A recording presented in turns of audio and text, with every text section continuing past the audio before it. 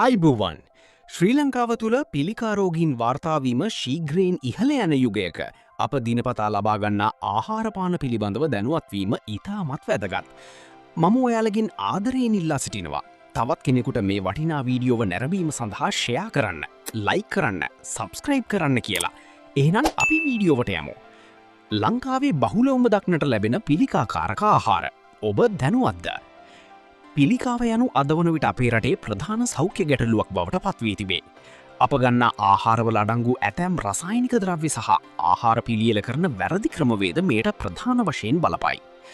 1. සැකසූ මස් වර්ග processed meats.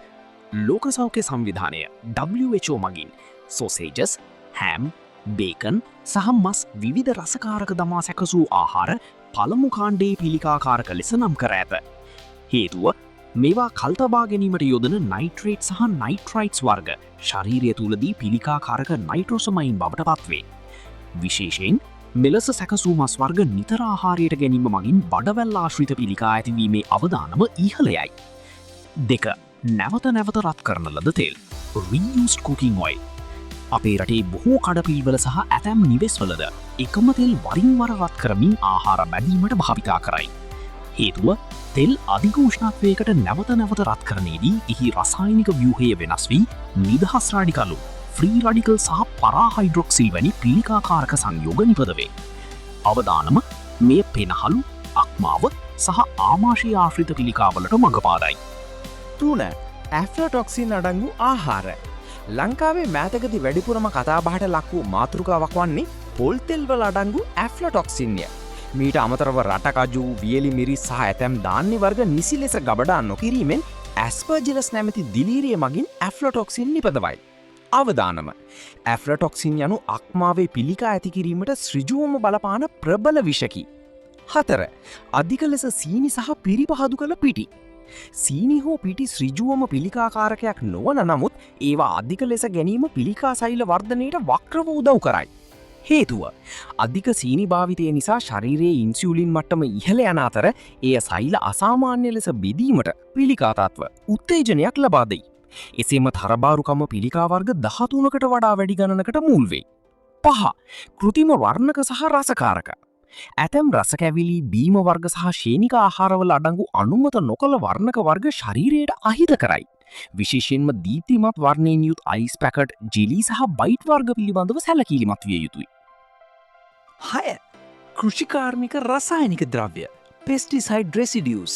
එළවලු සහ පළතුරු වගාවේදී අධික ලෙස භාවිතා කරන කෘමිනාශක සහ වල්නාශක අවශේෂ ආහාර සමග ශරීරගත වීම තවත් ප්‍රධාන ගැටලුවකි.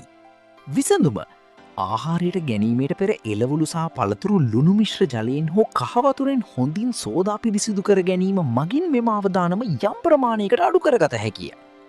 7. අධික ලෙස කරු වූ ආහාර charred foods. මස් හෝ මාළු ගින්නේ කෙලින්ම පුළුස්සා BBQ ආහාරයට ගැනීමේදී අධික ලෙස කරු වූ කොටස්වල පිළිකාකාරක රසායනිකයන් HCAPAH අඩංගු වේ. ආරක්ෂාවීමට නම් ඔබ කළ යුත්තේ කුමක්ද? ස්වාභාවික ආහාර හැකිතාක් දුරට ස්වාභාවික දේශීය ආහාරවලට හුරුවන්න. තෙල් පාලනය ආහාර බැදීම වෙනුවට තැම්බීම, මැල්ලුම් හෝ හොදි ලෙස පිසීම වඩාත් සුදුසුයි. පොල් තෙල් පරීක්ෂාව විශ්වාසවන්ත නිෂ්පාදකීන්ගෙන් හෝ ගුණාත්මක සහතික සහිත පොල් තෙල් පමණක් මිලදී ගන්න.